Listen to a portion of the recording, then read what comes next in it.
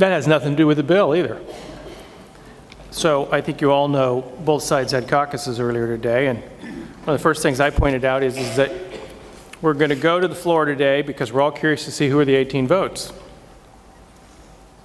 But what let's not do is the House spent 5 hours.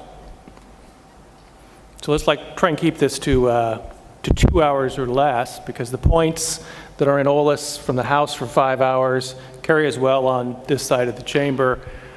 So there's no real reason to repeat a handful of those points. And there are 3 people in the queue after me, unless of course I irritate someone. I'll try not to, okay? I won't use the hypocrisy word, Mr. President. Simply going to try and put some things into the record for everyone, and then we'll hear from the good chair of revenue as he closes. I do want to make a correction here because I always hear the Oregon way, and I came here in 2005, and then I was involved in the deal in 2005 that melted down in front of everybody in the last hour of the session, and I was here in 2013, and I'm one of the evil people for the grand bargain, and of course I suppose some people think I'm one of the evil people who joined several of my other colleagues in doing the same work that the good gentleman from Coos Bay did, and that is spending 18 months trying to put a plan together, which I greatly appreciate to them. But let me remind everybody, and I do want to thank the good senator for raising the Oregon Way issue up, and that's because we do have a habit in this building of not doing what we say. Constitutional amendment says we're supposed to fund education, passed by the people, and we've ignored that appropriate funding. Having said that, though, I also want to point out that the people passed a ballot measure saying we should connect with the federal tax code and a one-page return, and we've ignored that one too, but the people voted for it. Then the people voted for a supermajority in revenue, and we figured out a way not to vote for that and get around that here in the legislature.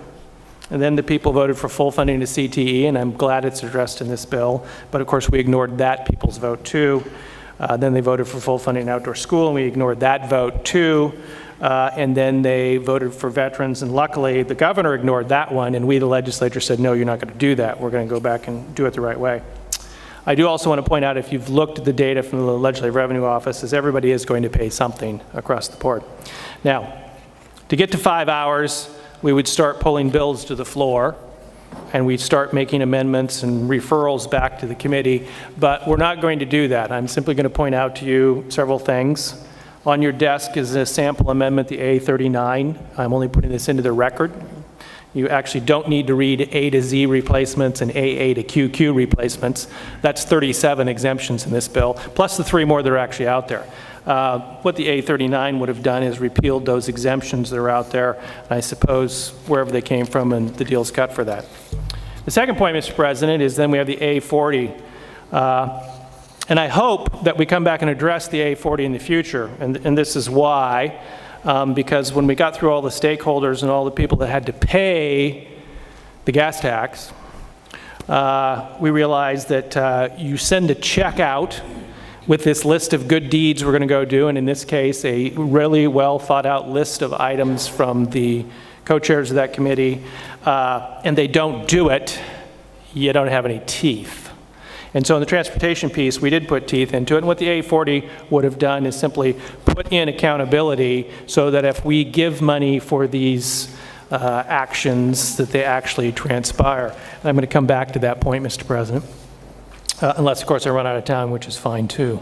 The A41, I call this my Nike amendment, and this would have truly made large businesses pay the majority of this.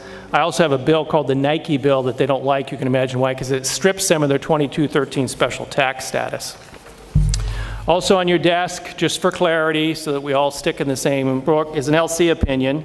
And the LC opinion does say what all of the people here really know, is that you cannot bind a future legislature. Cannot bind a future legislature. And as the good Senate President actually did say in the House Education Committee previously, that if we too pass this, there'll be opportunities to back money out of the general fund, not give it to K-12, and provide it to others if we were such agree to that. So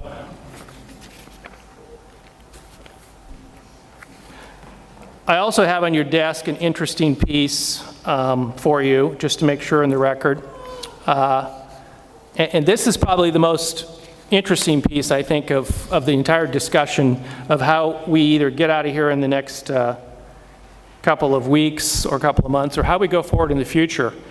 And that is that we have a very successful, and we are protecting it rather religiously, Joint Transportation Plan, which is a 10-year plan, and I hope that I am wrong on this plan, and it actually does make it 10 years.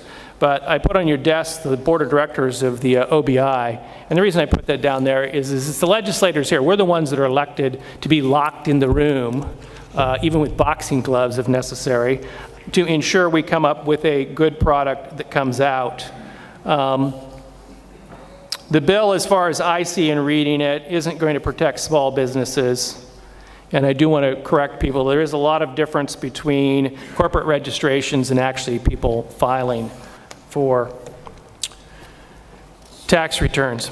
I have to get to 5 hours, and of course, you know, we can go around twice. There's 11 of us on the floor, so we can do the second speaks and we can go around this, but I'm not going to do that. I have 5 pages of notes here that we could go through.